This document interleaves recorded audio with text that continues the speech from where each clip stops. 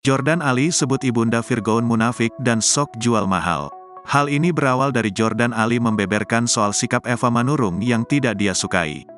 Tidak disangka, Jordan Ali menilai Eva Manurung sebagai sosok wanita yang munafik. "Mami tuh munafik, dia yang suka aku duluan. Giliran aku udah buka hati buat dia sok-sok jual mahal," kata Jordan Ali.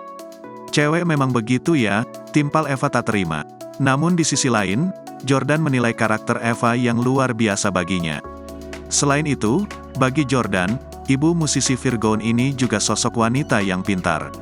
Eva pun mengakui kebaikan hati Jordan hingga perhatian sang kekasih selama menjalin cinta. Meski demikian, bagi Eva, dirinya menilai Jordan masih kadang suka tak mau nurut jika diberitahu. Selain itu, Jordan Ali juga punya panggilan sayang untuk ibunda Virgoun, Eva Manurung. Jordan memanggil wanita yang kini berusia 60 tahun itu dengan sebutan cantikku hingga gemoy.